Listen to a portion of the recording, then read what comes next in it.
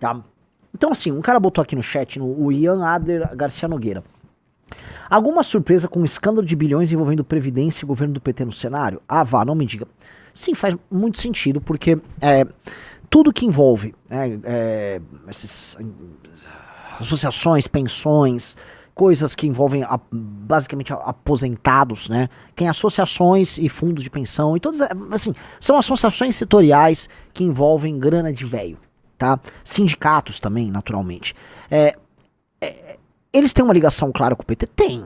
É muito nítido, e a gente já sabe. Por exemplo, aquele fundo Previ. Todo mundo sabe as relações que o Previ tinha com o PT. Ou, se não o PT, com a turma do próprio Lupe, alguns com força sindical. O Postares, que teve um grande escândalo de corrupção envolvendo... Quem lembra? Que é o fundo de pensão do Correio. Então, essas coisas envolvem eles, e envolve há muito tempo. Muito, muito, muito tempo. E isso precisa ser entendido porque isso é uma das fontes, ou seja, a corrupção nesta área e o controle desse tipo de coisa é uma das fontes fundamentais de dinheiro da esquerda corrupta brasileira, tá? Isso acontece com muita força dos anos 90 pra cá. Isto é uma mina de dinheiro. Entendam isso. Opa, entrou aqui, né? Já tinha entrou o Rafael, bem-vindo aqui, tô autografando, ó. Bem-vindo.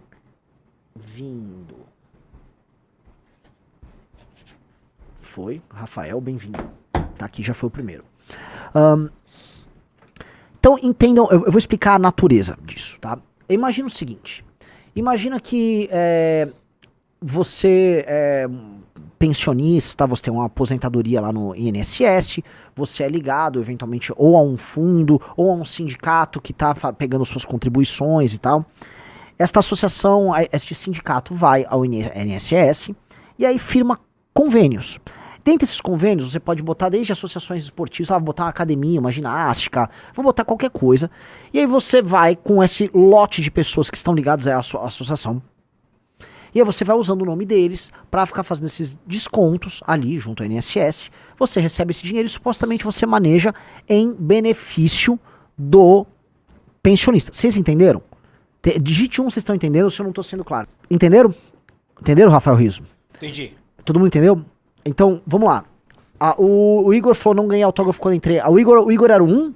Vê aí, pessoal, se o Igor é 1. Se o Igor é 1, eu já faço o Igor agora, tá? Nossa. Pois bem, se todo mundo entendeu, tá? Ou seja, você é um pensionista, tá? Né? Você tem os seus sindicatos, tem aquele que você é afiliado, que cuida de seus interesses.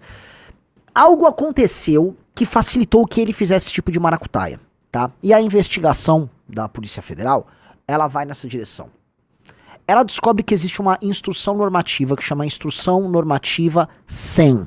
E aí começa o Renan a fazer suas ilações, tá? A Instrução Normativa 100 de 2018, ou seja, ela foi emitida em 28/12/2018, ou seja, no fechar de portas do governo Temer e do início do governo Bolsonaro, ela facilita a construção de convênios entre associações, sindicatos com o INSS, você entendeu? Essa aqui, ó, tá na tela, Riso. A Instrução Normativa 100 do INSS de 2018, ela facilita que essas associações, todas essas, as envolvidas no escândalo de corrupção, qualquer uma, na verdade, inclusive honestas, façam este convênio, tá?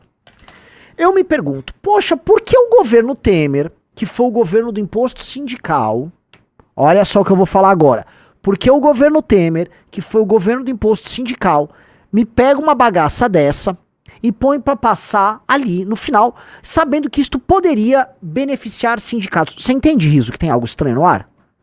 Sim. Por que o governo Temer, que foi o governo do imposto sindical, topa isso? A gente já sabe que desde o final, passou a reforma trabalhista, se não me engano, ela passa de 16 para 17 ali, né? Foi o PEC do teto em 16, a trabalhista em 17. Os sindicatos, o Paulinho da Força era um grande aliado do Temer, ficaram pistola. Aquilo acaba com a grana dos caras. Então algo aconteceu ali, tá? Este tipo de, vamos dizer, este tipo de fato, este tipo de coisa, tá? Deixou todo mundo meio, tá, porque aliados do governo, né, pularam fora. O Temer teve que negociar com esses mesmos aliados para não tomar impeachment. E vocês sabem que teve o escândalo do Joesley, o Temer teve que fazer uma série de negociações. E mais, para passar uma reforma da Previdência, que o governo Temer pretendia passar, e que estava em negociação com o próximo governo, já com o Paulo Guedes, de rodar ainda no fim de 2018, eu sei disso porque o Paulo Guedes entrou em contato comigo no final de 2018 para eu fazer uma ponte com a turma do governo Temer. Falo isso com toda tranquilidade. Eu tive essa conversa com o Guedes, tive essa conversa com a turma do governo Temer. Eu ainda era amigo do Paulo Guedes. O Paulo Guedes foi no congresso do MBL no final de 2018, entendeu? Então havia um interesse ali. Estou falando que este tipo de instrução normativa, veja só, foi feita como um acordo, seja do governo Temer, seja do Paulo Guedes, para passar a Previdência ou para salvar o Temer.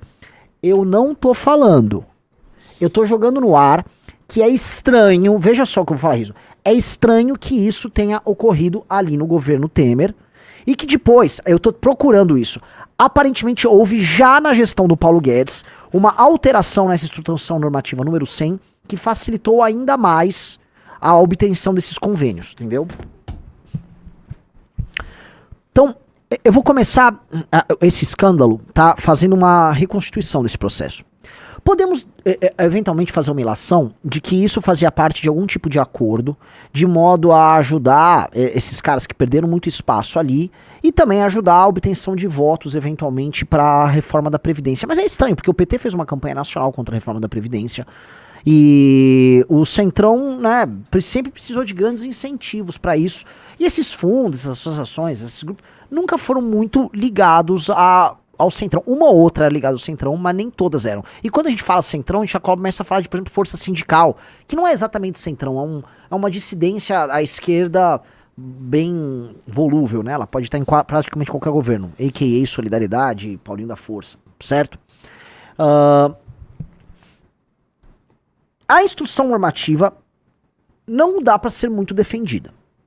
Dentro de um prisma de direita, tá, facilitar que essas associações, eu tô falando, por exemplo, da CONTAG. Você sabe quem é a CONTAG, né, Riso? Sim. A CONTAG basicamente é uma dessas, é uma da versão rural dessas merdas, que ajuda a alimentar o MST, pra ser bem honesto, tá? Qual era o sentido de um governo de direita como o do Bolsonaro, ou um governo do Temer, ter ajudado ali a CONTAG? Porque a CONTAG fez um monte desses convênios e agora, que entrou no governo do PT, saiu aparentemente, vamos colocar aqui, aparentemente, CONTAG roubou como se não houvesse amanhã, tá? Então, veja só, a CONTAG teve o convênio suspenso. A gente vai citar várias dessas associações, inclusive a do irmão do Lula, mas a gente vamos fazer a reconstituição. Então, algo aconteceu naquele período de 2018 até 2019, entre a emissão dessa instrução normativa e a alteração dela, que ajudaram a turbinar. Ah, mas isso já acontecia antes? Lógico que isso já aconteceu, esses esqueminhas já aconteceram antes, eles foram se intensificando. Então, eles se intensificaram. Todo mundo, né? Aparentemente a própria operação, ela justifica, olha, essa instrução normativa ajudou a acelerar o processo, mas, a coisa estoura. E a coisa estoura quando? Quando, senhor Rafa Almeida Riso? Lula lá! Quando Lula chega ao poder, né? Pode botar o gráfico. Lula chega ao poder, né? Tá bem claro, né?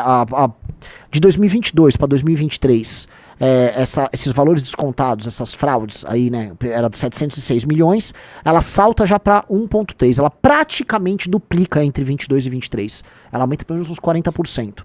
E de 23 para 24, ela mais do que duplica. Então, a gente pode falar que o esquema, ele se intensifica em 23 e ele explode em 2024. São anos do governo Lula.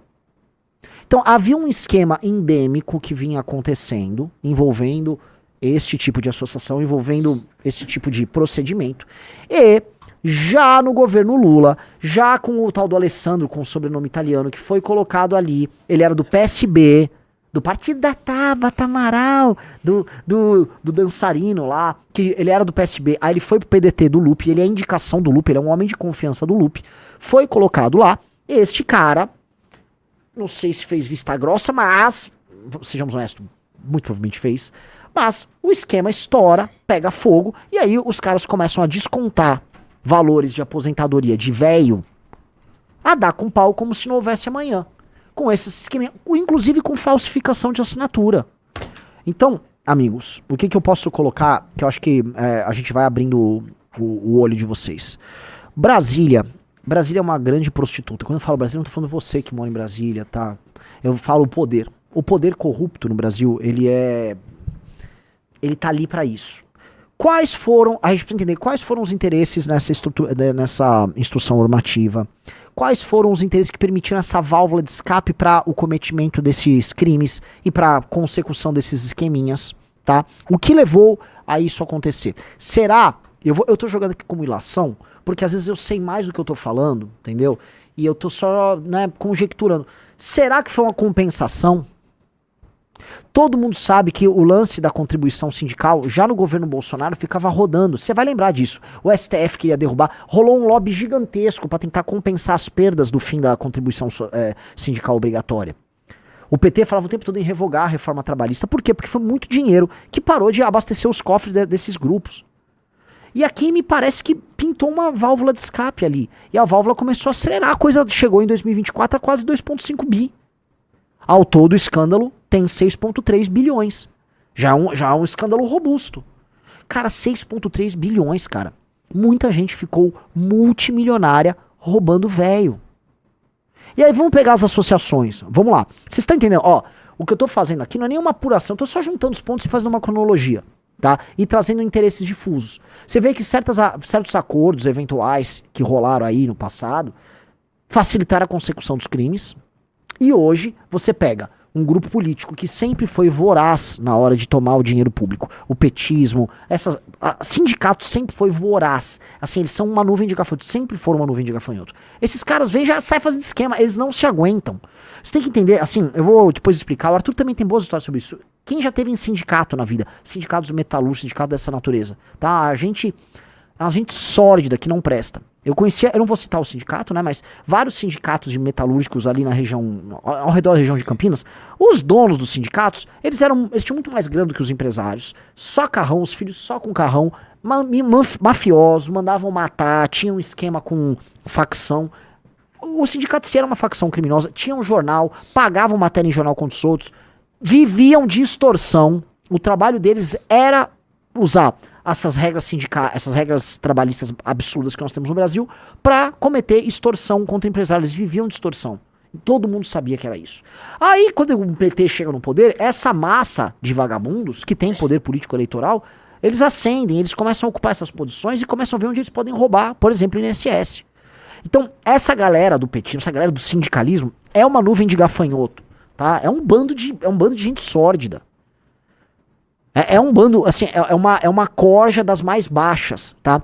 E é conhecido, assim, quando você vai pra Brasília, né, um bom termômetro é falar com os taxistas. O taxista em Brasília vai contar pra você sobre o ânimos geral da corrupção na cidade, né? E o taxista fala, ó, quando o PT chegou, a gente percebia, né, a galera nova que veio trabalhar aqui, a gente percebia que tinha uma galera meio, né, ele tava querendo dizer, uma galera meio rampeira, né? E os caras começaram a ganhar dinheiro, era negócio, todo mundo fazendo negócio, era a luz do dia. Aqueles anos que foram de 2003 até 2010, cara, o nível de corrupção, tá? A intensidade de corrupção que tava rolando em Brasília quase não tem paralelo. Acho que não tem paralelo na história do Brasil. É um troço muito grotesco. Porque você mistura uma galera completamente inescrupulosa, que vem de baixo, que tem um espírito tipo, mano, vamos pras cabeças, vamos tirar a grana que der, vamos roubar do jeito que der, vamos fazer o nosso.